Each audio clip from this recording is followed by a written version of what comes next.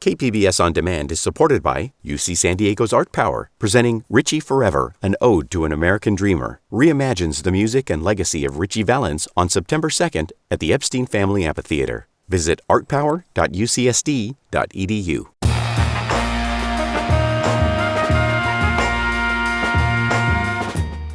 Welcome in, San Diego. It's Jade Hindman. On today's show, we'll tell you about a new tool to get your information off the internet. This is KPBS Midday Edition, connecting our communities through conversation.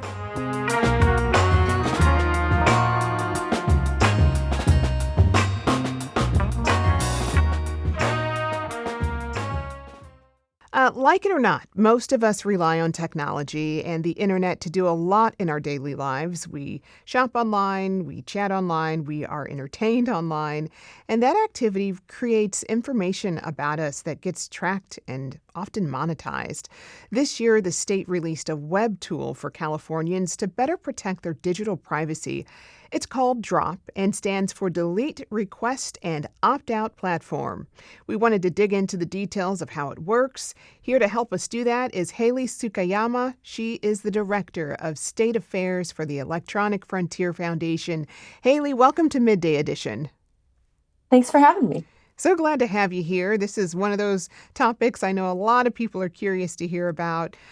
This platform came out of a state law called the California Delete Act, and that was something your organization, the Electronic Frontier Foundation, pushed for. So why do you feel this tool is important? Yeah, so I think, we, as you said, we were one of a member of a coalition that really pushed for this bill, sponsored by our friends at the Privacy Rights Clearinghouse, because we pushed for strong California privacy law to make sure that people had a right to know sort of, what companies were collecting about them and had some control over what to do with it. But as the law went into effect, we realized actually these rights are really hard to use.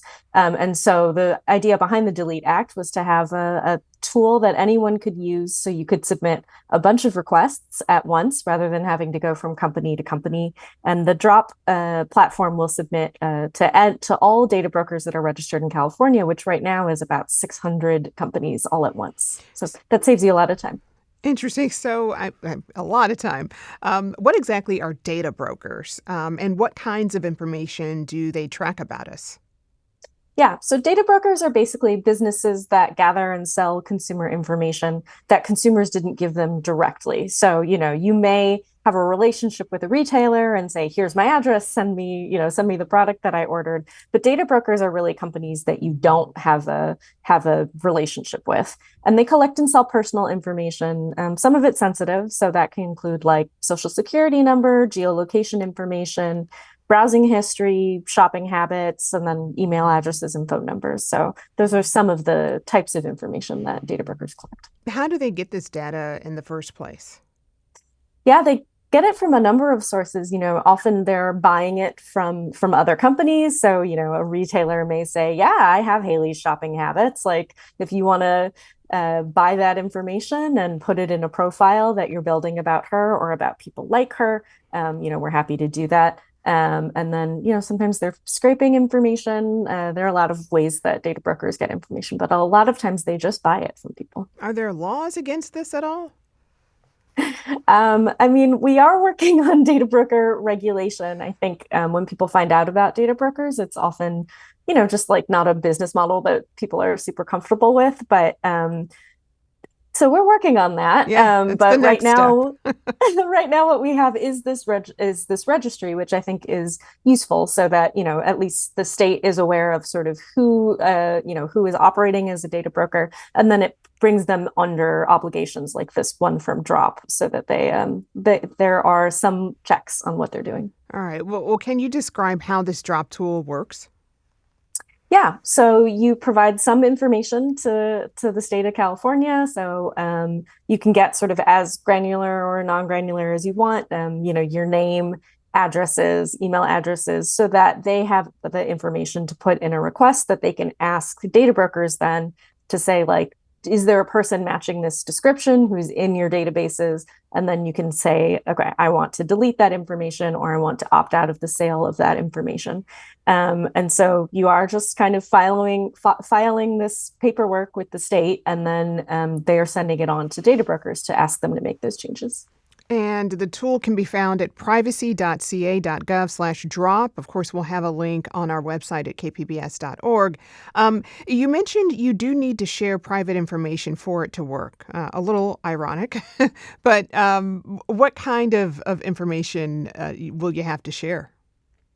Yeah. I mean, I definitely see the irony in it. It is things like your name and your address, sorts of the pieces of information about you that would identify you individually in a data broker, like in a data broker's files, right? So if you have a common name, for example, they might say, well, I can't prove that this is this John Smith, right? I need more information than that. So like when I did my request, I did my name, I did my maiden name, I did my last couple of addresses.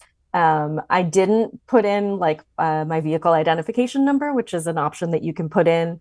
I just decided that wasn't for me. So you can sort of dial it up and down. And the state does have a pretty good privacy policy that says, we're not going to use this for other information, just to file this request. So I definitely understand the hesitation there and the feeling of like, I can't believe I'm giving up information to get my information deleted. But I think, my hope is that people will find the benefits worth it. Ends must justify the means. Absolutely. So listen, what types of private information are not covered by this tool? Yeah. So information that, companies have to retain to comply with other laws. So there are like public records laws. I think one type of information that can be surprising to people is address. Often, if you own property and your address is on, a property record somewhere, then they can't delete that information. If you're a renter, then, that might be a different question. If you have a phone number that's associated with a business record, for example, that's with the state, they can't delete that information. So there are some intersections with other laws that prevent them from deleting information. And then there's also some information that's covered by other privacy laws. So health information, financial information, those are protected under a different regime. So you won't necessarily have them delete that information from this request, but it is protected in other ways, and there should be higher bars to keep them from sharing that information. And how do we know if they have it? Yeah, well, how do we know these data broker companies will actually delete the data? I mean, what penalties do they face if they don't? Yeah, so they have 45 days to comply with the request. After that, they have it's all monetary, right? They have fines that they will have to pay. So if they fail to delete consumer personal information, it costs them $200 per day per consumer. So every person who files, and that every day that they don't comply, they get charged $200. That can add up pretty quickly. And so that was a really important part of the law, was to make sure that there actually was some penalty, in this case, a financial penalty for them to be facing.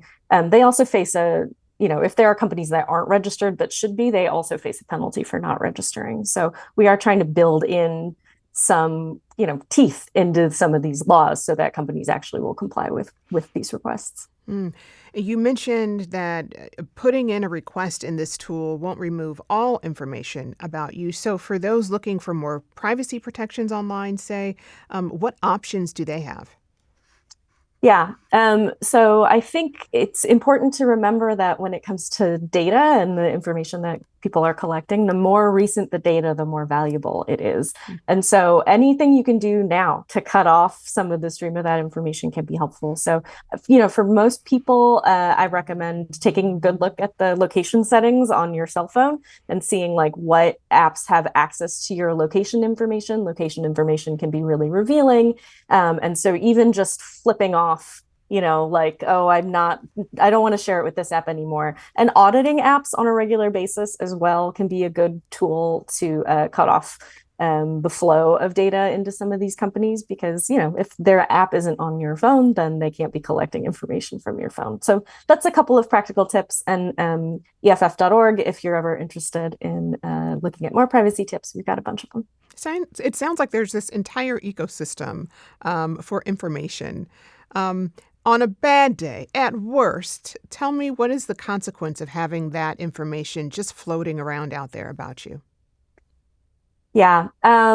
So there are a couple of things. I mean, geolocation information, as we've talked about, is highly sensitive and in the wrong hands. If somebody's looking at location information, they could pretty easily figure out like what my commute is, right, between my office and my home. So they can figure out who I'm going to see. Maybe they can figure out who I'm associating with, what my religion is, that sort of thing. And in the wrong hands, that information can be, abused pretty badly. And we have seen companies share geolocation information with people who are trying to find people who don't want to be found. So that's one thing.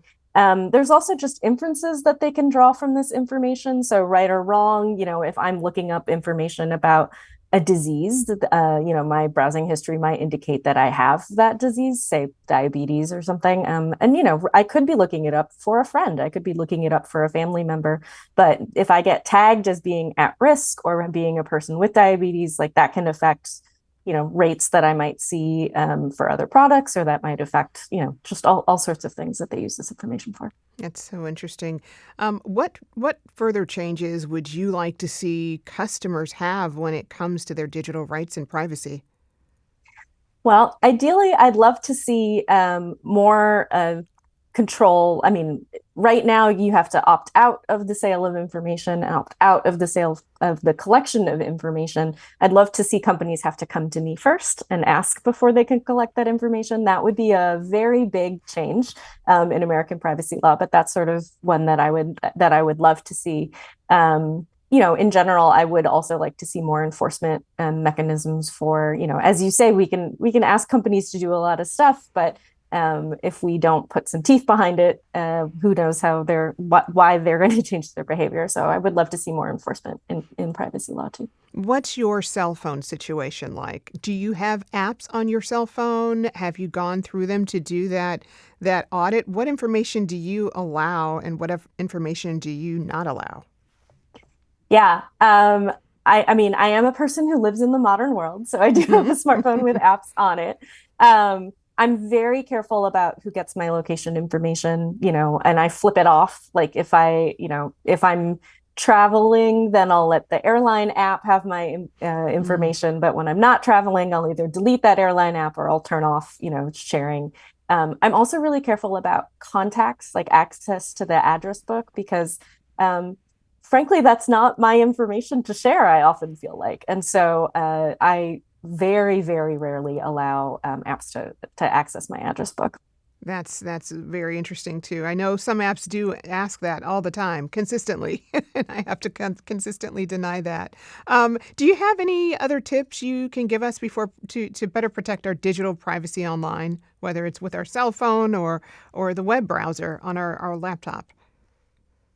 Yeah, I mean, I think in general, just sort of being, it's hard. The system is designed to take as much information from you as possible. So for anybody who feels this is overwhelming, please remember that it's not your fault. It is designed to do this, and you're trying to fight against it. I mean, I do recommend being really careful about if you have a work device or a school device, making sure that if you're doing personal stuff, that you do that on a personal device rather than on a company computer or a school computer, for example. That just sort of limits your risk.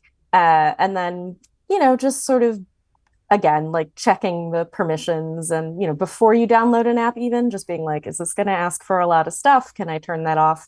That can be really helpful and can go a long way. All right. I've been speaking with Haley Tsukiyama. She is the director of State Affairs for the Electronic Frontier Foundation. Haley, thank you so very much for breaking this down for us. Thanks for having me.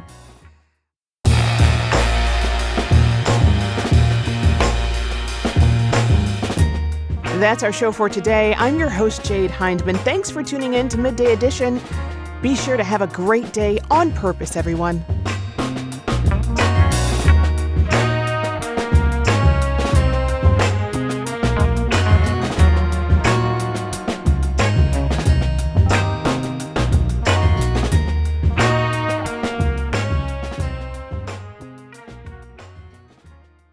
KPBS On Demand is supported by the National Conflict Resolution Center, geopolitics, polarization, budget concerns, all topics that can cause tension in the workplace. NCRC can help seasoned and emerging leaders navigate polarizing issues with the Culture, Communication, and Conflict Certificate. More at ncrconline.com.